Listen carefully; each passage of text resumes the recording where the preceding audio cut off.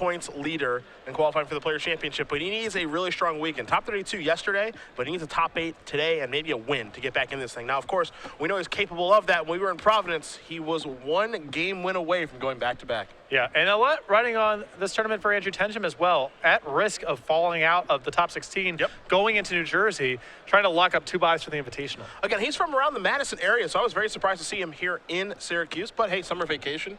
Have a little fun, do what you want to do. Him and his buddies from Nerd Rage Gaming did make the trip out here to Syracuse. So it's good to see them here, and we're going to watch him do battle against Merriam, who did start off with Queer Ranger. Both players playing the decks they're known for. Ross playing Elves, and Tenjum loves the blue good stuff decks. Yeah, he's been playing Charlotte's Book for some time now, as Merriam is going to cast an Elvish Visionary, cantrip, and draw a card. You saw Tenjum start off with an Underground Sea into a Deathrite Shaman. On his second turn, he'll play a Polluted Delta. He'll sacrifice that, going down to 19 in the process, and we'll see what his second turn will be. Game 1, Tenjum is really short on cards that matter in the matchup. He's very slow to the board. He only has 3 Force of Wills, 2 Hymns, and 2 Thoughtseizes as Disruption. 4 Abrupt Decays as well, so very light on hate for the Elves matchup. Sometimes you see these Charlotte's Bug decks, they add something like 1 or 2 copies of Toxic Deluge to the main deck to help out with this matchup. Andrew with none of that, so he's going to probably struggle in Game 1, I would guess. Yeah, it seems like the Charlotte's Bug deck, from what we can tell, struggles in Game 1s a lot, especially against combo decks. Then they try to sure things up after sideboard. When they're playing against other, fair decks like Delver strategies, they're actually quite good against those in Game 1. Yeah, robust removal, a lot of 2-for-1s. Good stuff going on here if you're playing against most creature decks in the format. It is a Charlotte's Agent, so that means it's time to cascade. And we will see a Tarmogoyf come directly into play. That'll be a 1-2, and we'll get out our handy-dandy Tarmogoyf die so we can keep track of that for you guys at home, as Merriam will untap. He will take a draw here. Actually, it's a 0-1 right now. Oh, the land's gone. I take it back. I thought that was in the graveyard. It's actually been exiled via Deathrite Shaman. So just ignore me. I'm new at this. It's okay. Sorry. Happens, man. If that's the worst error the broadcast makes this weekend, we're doing pretty good. I'll keep that in mind. That's a good save by you.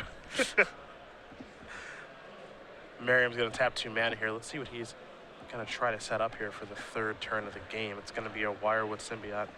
And now, Ross with 1 mana left. Now, Tenjum, what actually happens here, he may have a Force of Will, but it doesn't look like it. So there's Nettle Sentinel.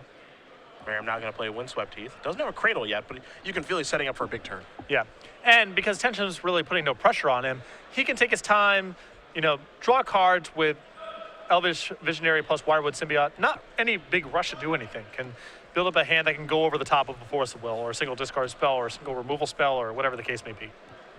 And the Symbiote does cause so much trouble when it's out there, so let's see what Tenjum can put together on this turn. Again, he does have a Charlotte's Agent. That Tarmogoyf is just an 0-1 right now. There's a Deathrite Shaman. Now there's a Polluted Delta. That can be fuel for either the Deathrite Shaman or the Tarmogoyf, depending on how Tenjum does want to play it. So down to 18 he's going to go. We'll see what land he does want to search out. Merriam, a very skilled player with Elves. Been playing this deck for some time now. He has had a lot of open serious success with it. Nearly went to back-to-back in Providence a few months ago, winning the Standard Open, losing in the finals to Dave Shields playing Death and Taxes. Yeah, which is such a great matchup for Merriam. You could definitely tell the disappointment on his face after he lost that match. Really couldn't believe it, and we really couldn't either. Drew a lot of Crater Hooves. Yeah. Drew's Progenitus. Yeah, that one too. Tenjum going to tap 2 mana here. It's going to be a Hymn to Torak from Andrew. So Merriam's going to lose a couple of cards here. It would be interesting to see if Merriam maybe activates the Symbiote to maybe bounce an Elf to his hand. He may He's trying to protect what he's got in the grip. He may want some cushion here. I think for the time being, he's more likely to want to just say, I want to leave up Wirewood Symbiote this turn. Make sure that you can't Abrupt Decay anything. Because you can see Merriam's hand right now, he does have a copy of Natural Order. That's definitely what he's setting up, his Natural Order into Greater Beam. And so he'll activate the Ranger and pick up a Forest. A little bit of cushion, as it were. Yeah, I like this. This is kind of the play that you described with much lower risk. So it's time to roll some dice. 6 will be a re-roll, 4 will not, so that one's gone. And now we'll do the 1, 2, 3, 4, 5, 6 game. There goes that. So let's see what Ross loses and puts in the graveyard. It's a Natural Order and a Verdant Catacombs, so he ends up losing the order. Try to give himself the best opportunity to not lose that card, which I liked, but he did. Yeah. 2 copies of Hymn to Torak in this list alongside 2 Thoughtseizes for Tenjum. For Merriam, again, this deck can generate a whole bunch of mana, and also is a card advantage deck with Symbiote plus Elvish Visionary, so he can definitely find another copy of Natural Order, or he can even hardcast a Crater of Behemoth if necessary. He's not there just yet, but we'll see what he can find over the next couple of turns here, because he's not underneath a ton of pressure at this point. Yeah, very realistic for this deck to cast Craterhoof Behemoth between, having access to things like Gaia's Cradle and Mana Elves. Not the hardest thing to pull off.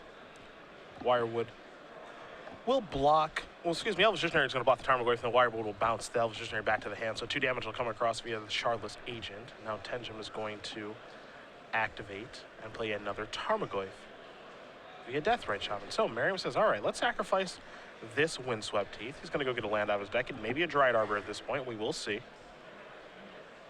And it will be.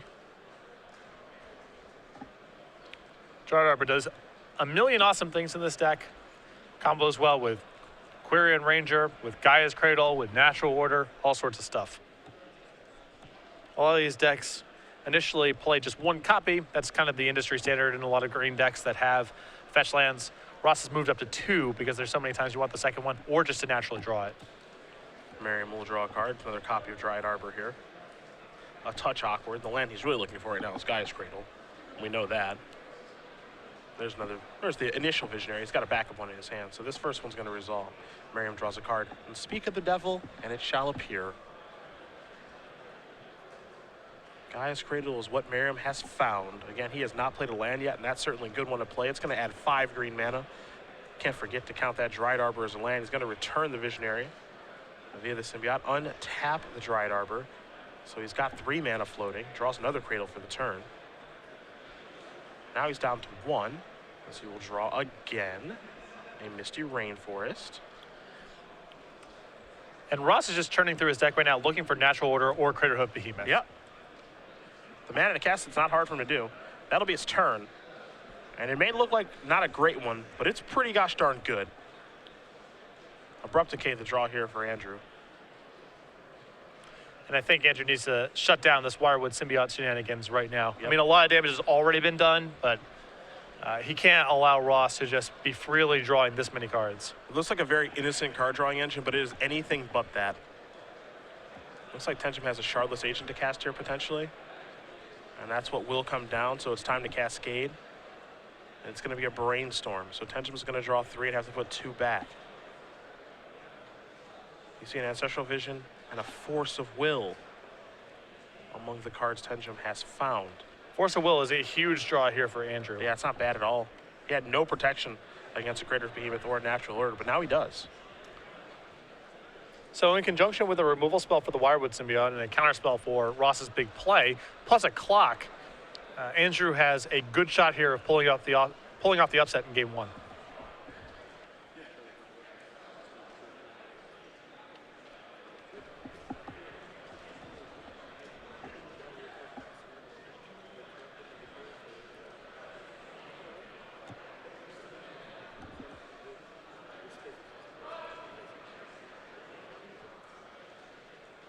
Just getting the size of the Tarmogoyf here settled.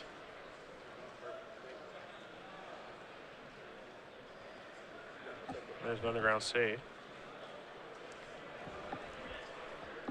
I don't know, this, I thought this, well, I will say, coming into this turn, I thought things were going great for Ross. He found a Cradle, drew a couple of cards, had his card drawing engine online, but Legacy can be a pretty swingy format. The games can definitely go back and forth very quickly. Now things seem like they're great for Tenjum. And Shardless Bug looks at so many cards in turns because of Brainstorms and Ponders, Shardless Agent for those cards, Ancestral Visions, and so forth, that it's capable of turning around a game pretty quickly.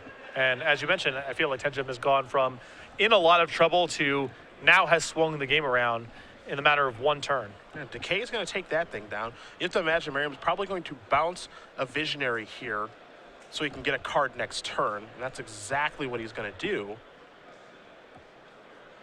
But Force of Will causes the real problem here, and we can't forget the Tarmogoyf has just grown again into a 4/5. Now here comes Shardless Agent, along with the 2 copies of Tarmogoyf, and all of a sudden Merriam's underneath a lot of pressure.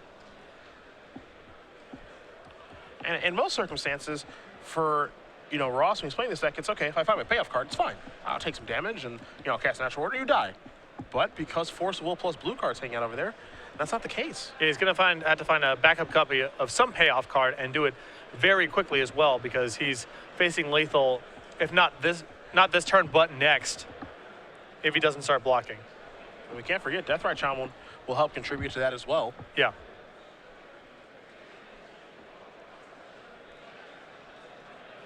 It's a big shot for him to take this turn here. Yeah, I do wonder if he's interested in taking all of this damage. It'd be 4-8. That would be 10 points of damage. You go down to 7. It looks like he will take it all. So Merriam's going to go down to 7. Now Tenjum's going to pass the turn back. Merriam draws his card for the turn. It's another copy of Cradle. He doesn't need one of those, even though he can generate a lot of mana. So he's going to tap for 4 right now. He will begin by casting Elvish Visionary. That's going to resolve. So 2 mana floating. It's a Heritage Druid he's found off of that. But you can actually see his hand. It's pretty land heavy right now. Yeah, Ross has flooded out quite badly.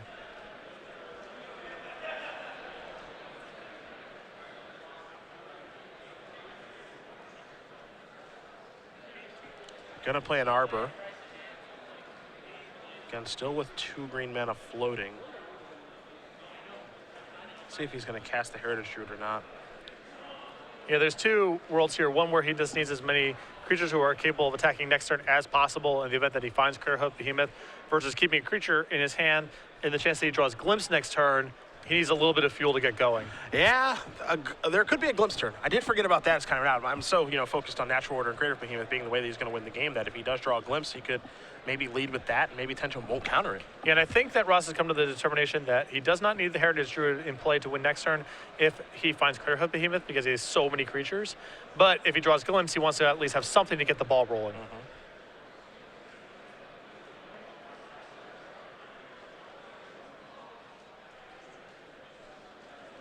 Draws his card for the turn. I believe it was a land, so we'll see what ends up happening here. But now Ross is in a really tough spot. And everybody's coming. Deathrite Shaman representing 2 as well.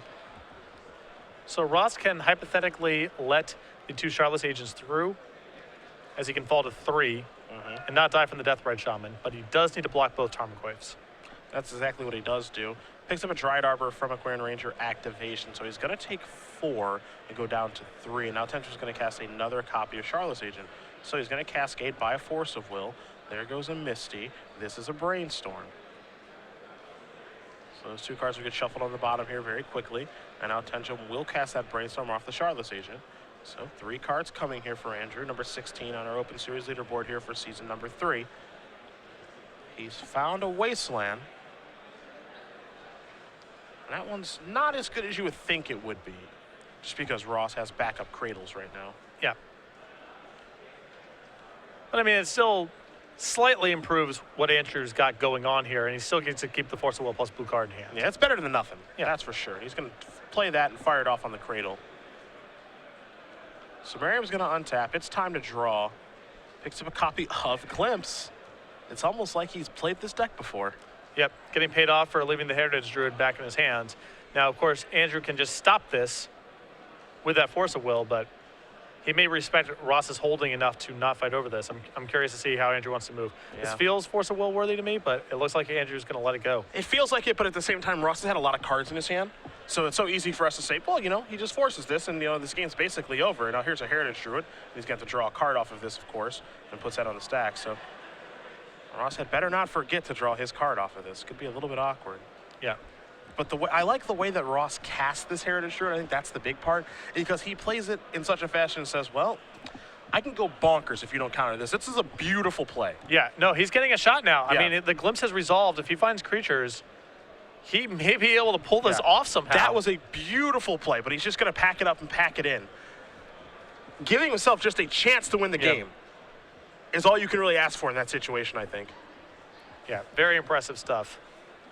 But Tenjum finds just enough to hold on there with his pressure removals and takes game 1.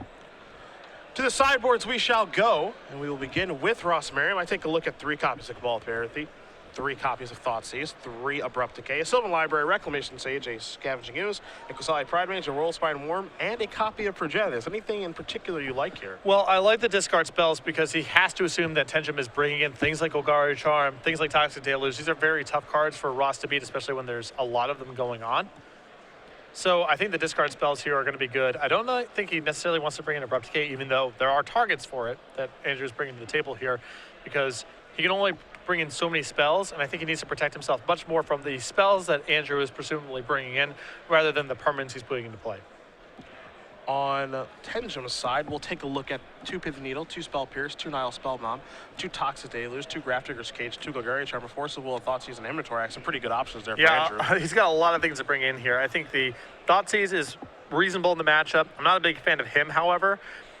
I think the Force of Will should come in. The 2 Golgari Charms are excellent. 2 Grafdigger's Cages, that shuts down Natural Order, Green Sun Zenith. 2 copies of Toxic Deluge, awesome against a deck full of little creatures. 2 copies of Pithy Needle. Ross has all sorts of creatures with activated powers that are relevant, so this is a great sideboard for the matchup here. Andrew has a lot of great stuff to bring in. Legacy is an absolute blast to watch. Every time we get to do it here on the Open Series, I truly enjoy it. And the fact that we get to cover a Legacy Grand Prix later this year is pretty great as well. Grand Prix New Jersey happening in November. Me, you, and Matthias will be covering. It's going to be a lot of fun. I cannot wait for this event for a number of reasons. I've never covered a Legacy Grand Prix before. It's going to be in New Jersey. The competition's going to be excellent. It's going to be a lot of brainstorm-related stuff we're giving out, which I'm sure people will be very enthusiastic about. It's going to be a great tournament. And we do want to kind of take a look at some of the things that will be happening at that tournament. Coming up in November, going to be here sooner than you think. You're going to be heading to Jersey a lot soon. I can't wait. Also, my nephew should be born by that point, in October. Very cool. My sister's 5th kid, so I'm very excited about it. 5th? Yeah. Oh, yeah. Well, very excited about that. It's going to be a lot of fun. I can't wait to go back. November 14th through the 16th, the Can't Miss Magic event of the year. We will take a look at what you get for signing up. And again, these are going to be guaranteed to all players. They will be there when you do sign up to get, again, 1 month free of premium, the promotional Batter Skull. And there you do see the Brainstorm swag. You've got the deck.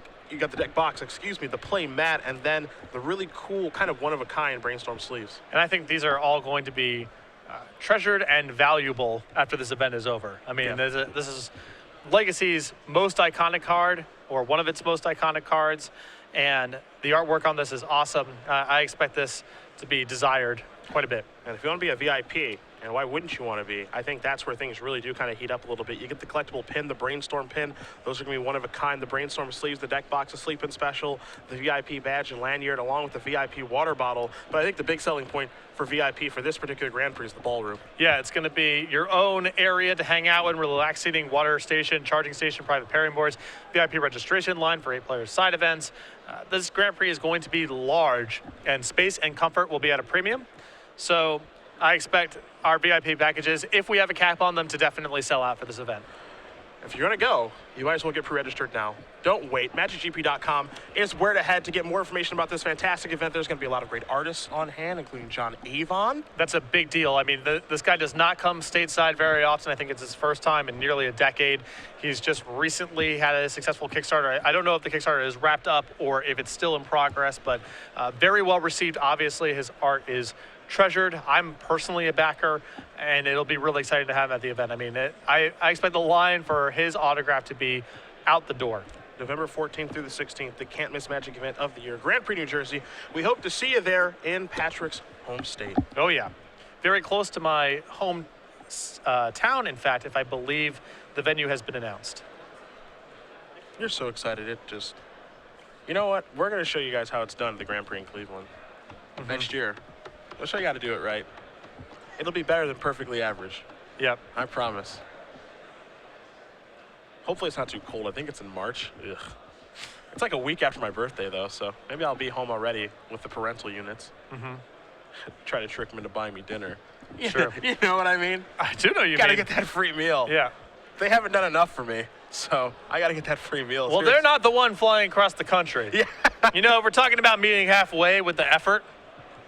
A Green Sun Zenith here for 0. Is unlimited appetizers at TCI Fridays too much to ask? Yeah, that place is only 5 minutes from my house. Let's go, Mom and Dad. Death Right Shaman off of Bayou here for Tenjum. As Ross is having a little difficulty. There's the Dried Arbor he's looking for as he does shuffle back in the Green Sun Zenith. Really important for Ross to lead off with the Zenith at this spot, even if he has different one-mana accelerants, because of the risk of Grafdigger's Cage coming down. That's a big one. That's a great card against this Elves deck. Yep. And if Ross is familiar with Andrew's list, he may bring in the discard spells alongside Abrupt Decay to fight over some of the creatures and permanents like Grafdigger's Cage. Merriam going to draw a card. That's a copy of Misty Rainforest.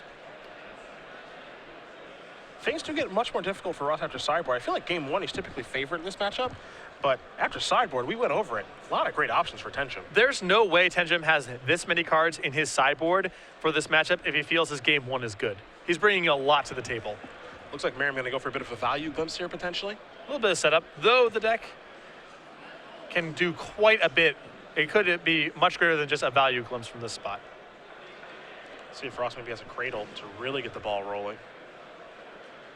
Looks like it's just going to be a Misty. He's going to sacrifice that, so we'll see what land the opposite search up as he does go down to 18.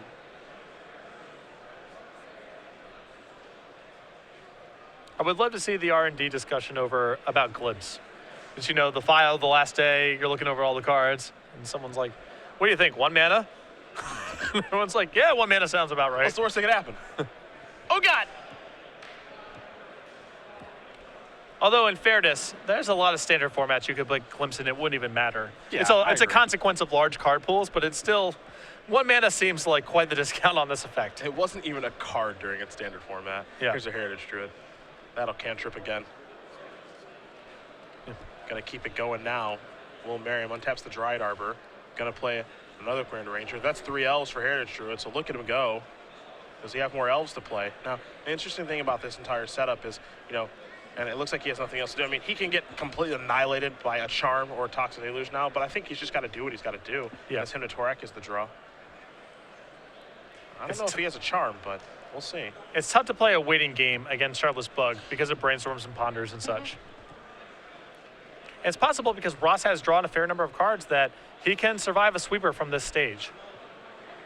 He's got a nearly full hand to work with. The Quarian Ranger would be able to save the Dryad Arbor. I mean, it's not good for him to get hit with something like Toxic Deluge or Golgari Charm, but he at least has enough raw cards where he's probably able to keep playing. Well, Tenjum's certainly going to think through his turn now.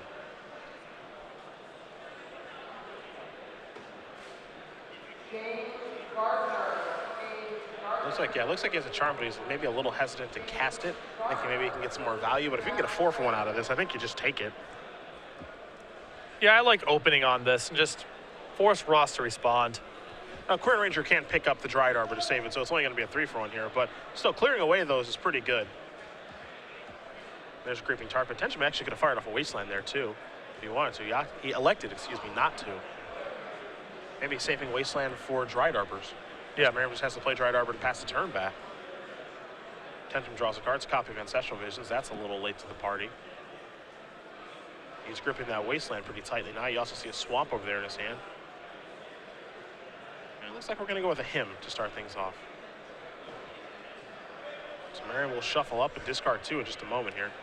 Him is interesting against Elves because Elves is kind of a critical mass deck, but so many of its pieces are redundant or overlap that it's rare that him just blows someone out of the water. Though, we did see in game 1 that him take the natural order, which would have killed Andrew had Ross been able to resolve it.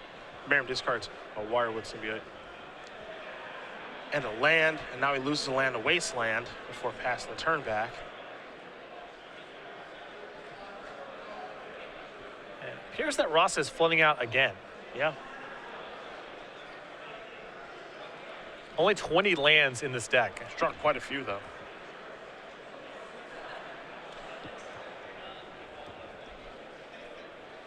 Now, Tenjum's hand, truth be told, is not very good. The Tar Pit's going to provide the clock, but that ties up Tenjum's mana for the entire turn. As here comes the mighty Dried Arbor. Yeah, okay. I like it. Show him who you are.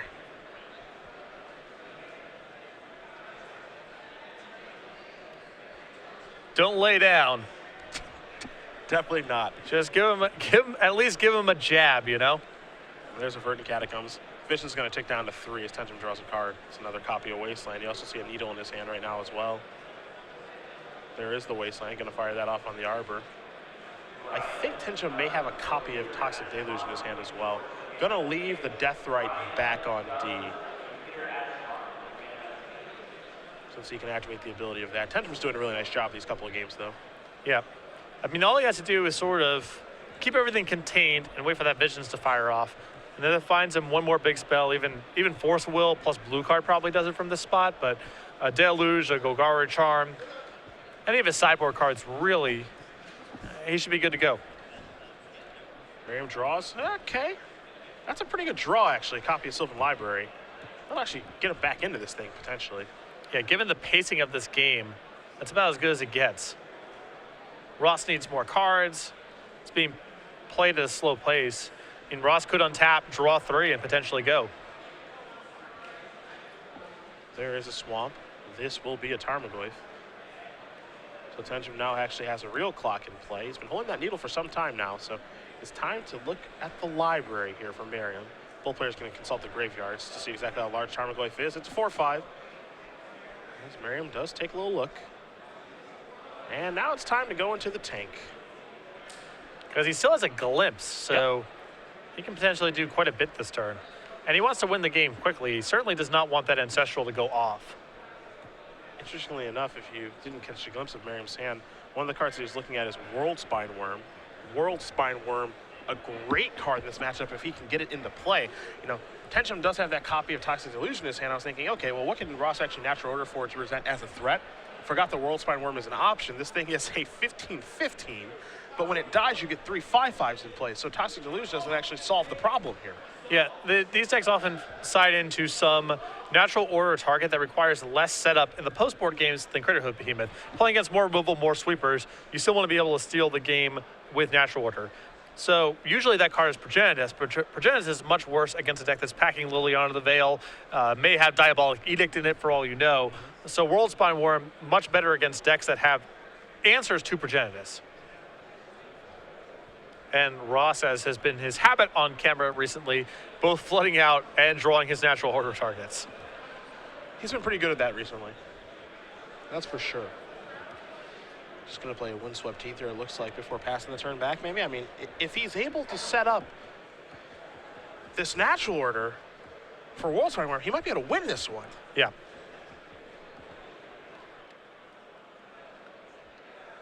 Still very possible. Vision's going to tick down even lower. It's down to 1, so it's going to go off next turn. That thing is a ticking time bomb. It's very scary to play against. You got to act now. There's the Verdant Catacombs. Tenjum's going to sacrifice that and go down to 18.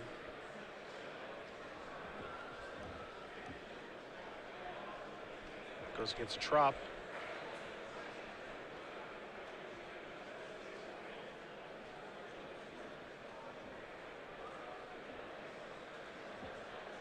That World Spine Worm is still definitely a way for Ross to steal this one.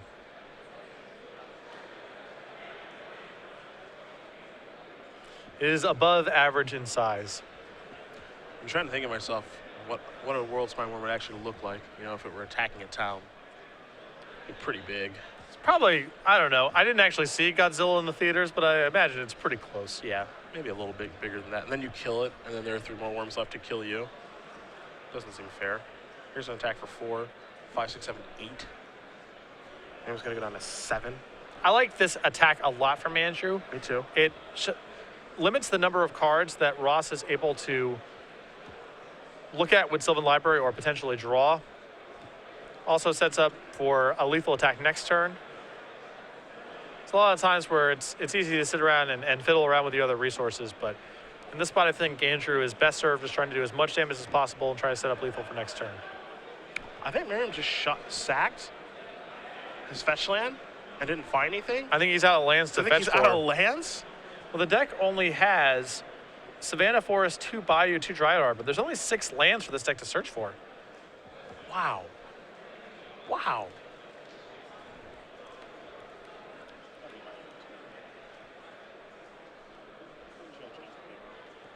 Ross is just catching the bad end of it in so many ways.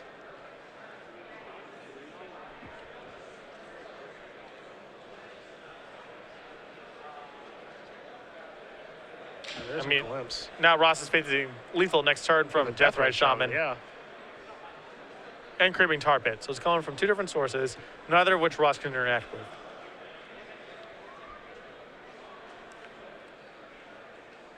You can definitely see a little bit of frustration with how these games have gone for Ross. Yeah, this is tough. Yeah, and he's just going to extend the hand. Tenjum's going to get the job done here.